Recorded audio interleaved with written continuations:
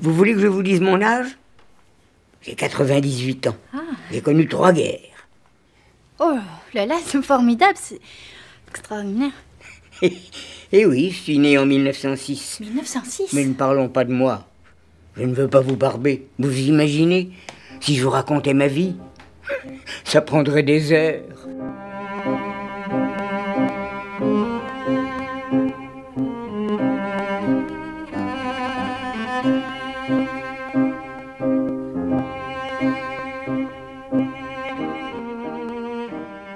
Mais ce qui m'a plu beaucoup, c'est un jeune garçon de 8 ans qui me regarde sans me connaître et qui a dit un jour à sa maman devant moi, « Dis maman, qui c'est ce petit monsieur qui a l'air grand ?»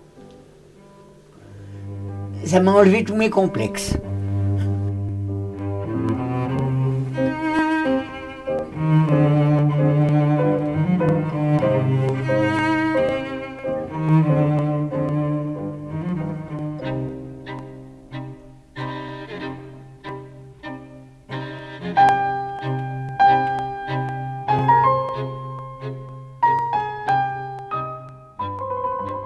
Je suis né le 26 mai 1906, à Paris, dans le 18e arrondissement. Non, le 9e, rue Rochechouart. J'étais un petit bébé insupportable. Il paraît que je n'ai pas changé. Je continue, dans ma extrême jeunesse, à avoir un petit peu le défaut d'un cabot. Je me montrais aux gens, j'aimais chanter, dire des poèmes. Et à 7-8 ans, j'étais déjà un petit comédien en herbe.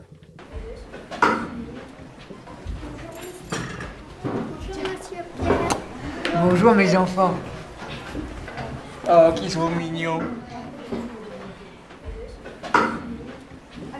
C'est magnifique d'être jeune.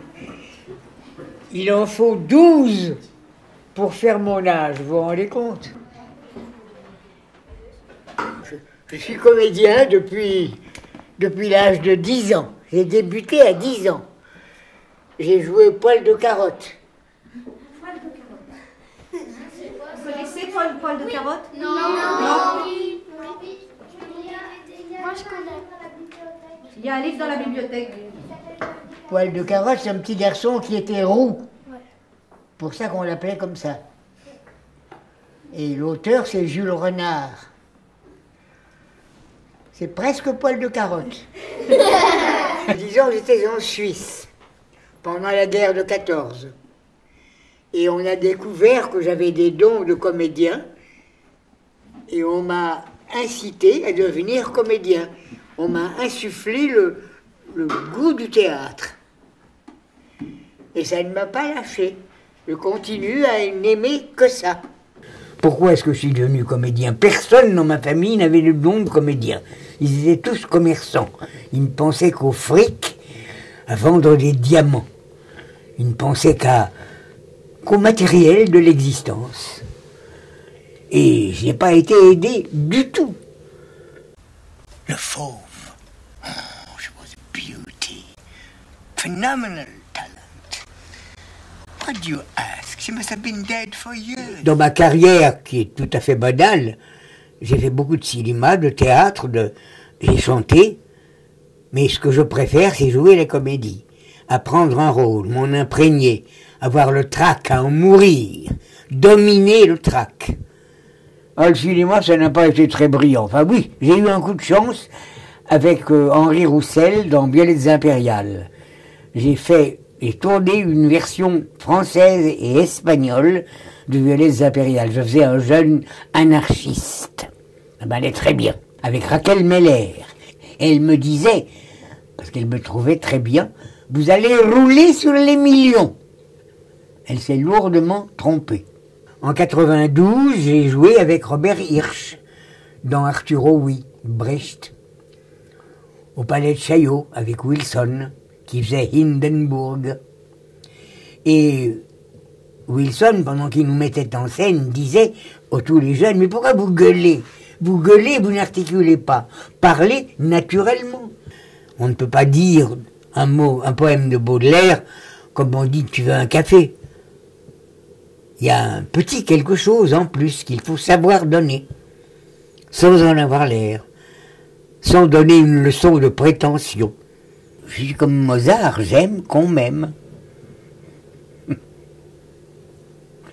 Mais je suis ému.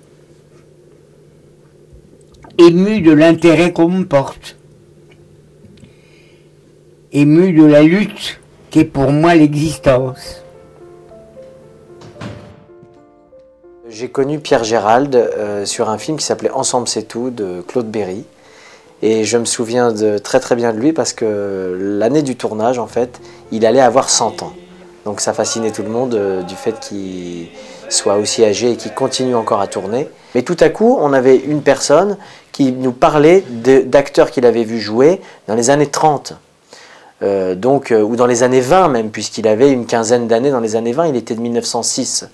Donc il avait vécu les deux guerres et il avait toujours été un assidu spectateur de la Comédie Française. Et quand on était venu ici avec lui, je me souviens qu'il était monté sur le plateau à un moment donné. Il avait été subjugué par ça. Et c'est vrai que c'était incroyable de le voir évoluer sur le plateau. Il a fait quelques pas. Il n'est pas resté très longtemps, puis il est redescendu. Il a dit, bon, de toute façon, c'est passé, je ne rentrerai plus à 102 ans. Sarah Bernard, je l'ai vue. Je l'ai vue dans La Gloire de Maurice Rostand. Elle avait 80 ans, elle était à 2 doigts de la mort, et elle faisait une allégorie de la gloire. On la voyait dans un coin de la scène, en haut, comme dans une fenêtre, drapée dans une robe rouge et or. Et elle disait ça comme ça. Je fais au vivant des promesses que je ne puis tenir. Comment? Et encore, je n'exagère pas. C'était pire que ça. Mon premier contact à 16 ans et demi, avec Albert Lambert, rue de Rivoli, chez lui, me dit, mais tu es tout petit, mon bonhomme. Tu ne pourras jamais jouer des grands rôles. Pour jouer Oreste ou Néron ou Britannicus, il faut avoir une carrure. Et on m'a dit aussi que j'avais un type oriental juif. Et ceci était désagréable. Je n'ai pas accepté d'être né juif. Je n'ai pas choisi, mes parents l'étaient. Donc je le suis fatalement. Mais ça ne me plaît pas de l'être. Pendant l'occupation, je connaissais très bien Pierre Freinet. Nous avions la même taille. Il était petit, il m'a donné des costumes, il m'a donné des chaussures. Et j'ai été pendant quelques mois son secrétaire. Et je passais des heures avec lui, c'était fascinant. Et ce comédien était prodigieux. Ça a été vraiment mon modèle de sobriété, d'intelligence.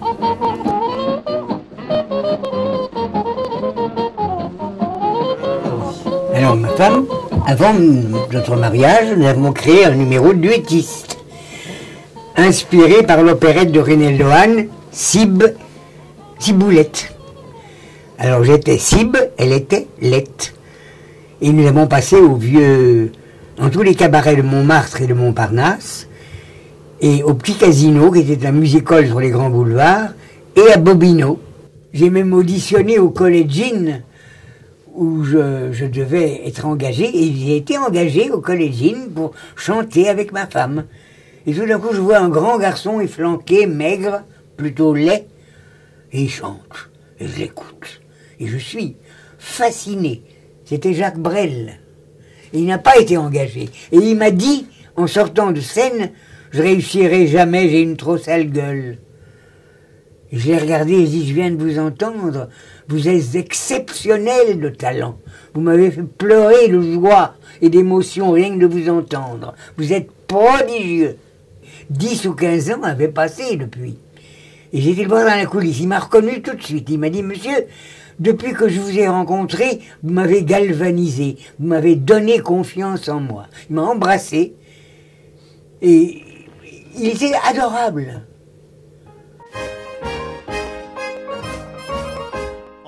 Cocteau disait que le trio des quatre était la plus joyeuse faute de calcul qu'il connaissait. Trio des quatre était un groupe de 3 chanteurs et d'un comédien. Et nous avons chanté des chansons anciennes et on a eu beaucoup de succès. Là, on a passé à l'ABC avec Piaf. Nous avons été dans le même programme que Piaf avec Aznavour. Le jour de ses débuts au Théâtre des Célestins à Lyon, elle était complètement saoule et nous l'avons poussée, Aznavour et moi, sur scène pour qu'elle chante. Et le public commençait à manifester parce qu'elle était vraiment saoule. Tout d'un coup, elle me dit « Rideau !» après la première chanson. « Rideau, peau d'aran !» Elle m'a traité de peau d'aran. Piaf. Le trio des quatre a passé 3 mois aux Trois Baudets. C'était un petit music-hall de Montmartre et c'était Darry Cole qui nous accompagnait au piano. Et dans ce même programme, il y avait Georges Brassens et Fernand Reynaud, qui n'étaient pas connus du tout. Nous étions plus connus que eux. Et Brassens nous écoutait tous les soirs. Il chantait 3 chansons. Il chantait Brave Margot, La mauvaise réputation et Le gorille. Il terminait ses chansons un peu comme un vieil ours. Il n'avait pas le métier pour forcer le succès. Et les gens n'applaudissaient même pas. Alors je regardais et ils saluaient en disant « Bande de cons, bande de cons, bande de cons, bande de cons ». Mais ils nous aimaient beaucoup. Nous soupions ensemble après, au Chat Noir, qui est un autre cabaret-café où j'ai dit des poèmes longtemps. T'as pensé à Jamel? On fait quoi du petit? Je propose qu'on le garde un week-end sur 2. Moi aussi j'ai connu un divorce difficile.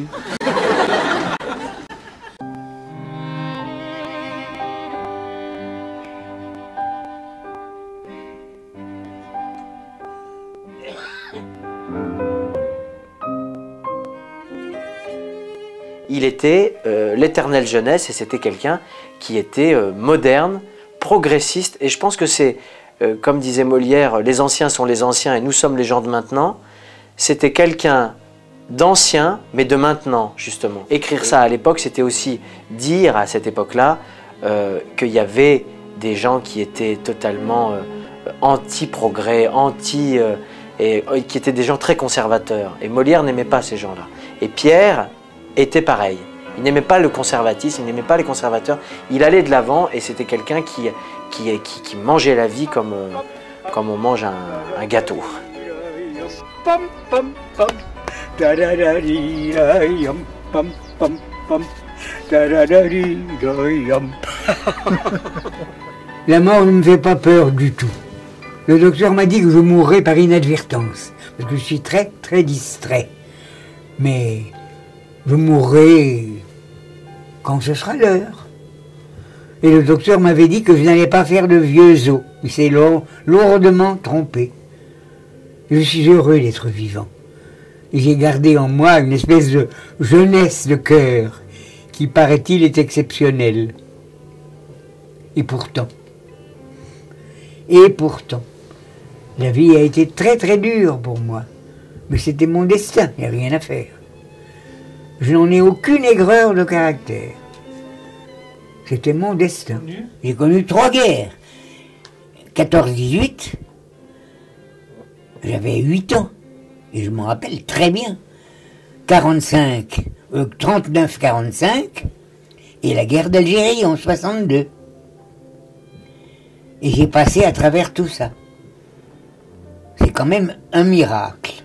Parce que là-dessus, sur tout ça, il y avait Paris qui dominait. Je sais pas. Paris. C'est vraiment un mot magique pour moi, Paris. J'ai même rencontré dans Paris un jour un officier allemand qui me dit « Comment? Mais qu'est-ce que tu fais là ?»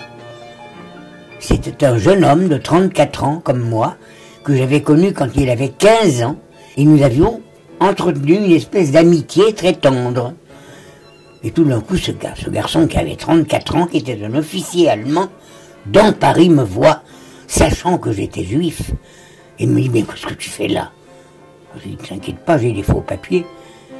Il m'a dit, viens prendre un café avec moi. Je dis, oh, pas avec ton uniforme. Alors il m'a dit, je reviens demain en civil et je t'apporterai du ravitaillement. Il est revenu à l'hôtel, m'a apporté des cigarettes, un jambon, un tas de choses. Et il m'a dit, nous sommes en 1943, les Américains sont en Algérie, nous sommes foutus, ne t'inquiète pas, moi je ne suis pas nazi, et tu vas retrouver ton Paris libéré. Et c'est qui est arrivé très vite.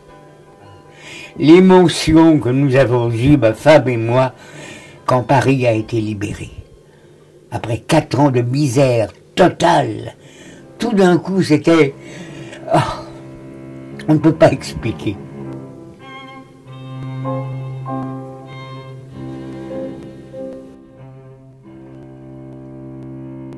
C'est la mort qui console, hélas, et qui fait vivre. C'est le but de la vie, et c'est le seul espoir qui, comme un élixir, nous hante et nous enivre, et nous donne le cœur de marcher jusqu'au soir.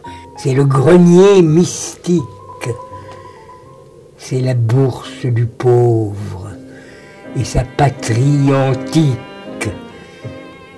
C'est le portique ouvert sur des cieux inconnus.